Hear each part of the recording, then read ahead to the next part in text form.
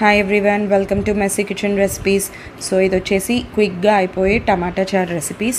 So ముందుగా 5 boiled tomato pieces, 1 medium size sliced onion, 5 to 6 chillies, curry leaves, spring onions అనేవి optional అండి.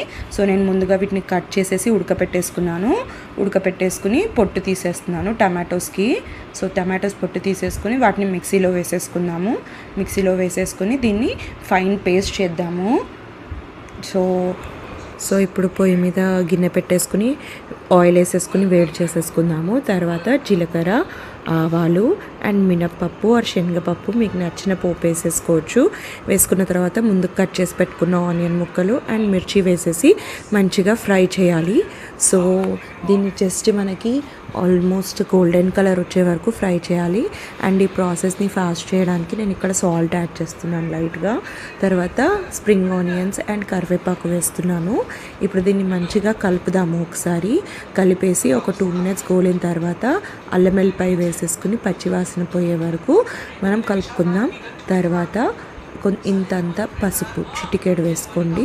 So దాని తర్వాత మనం ఏం చేద్దామంటే నెక్స్ట్ కలిపేసి ముందుగా ఏదైతే పేస్ట్ చేసుకొని పెట్టుకున్న టమాటో ప్యూరీ ఉందో అది వేసేసి అండ్ అప్రాక్సిమేట్లీ ఒక గ్లాస్ ఆఫ్ వాటర్ మిక్సీకి జార్ కడిగేసేసుకుని వేసేసుకోవచ్చు.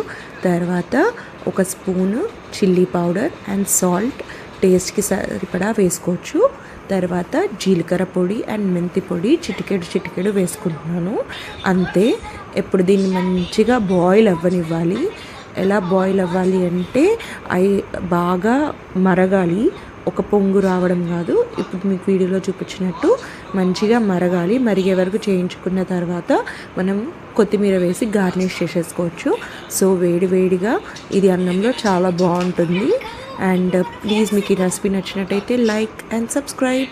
Thank you.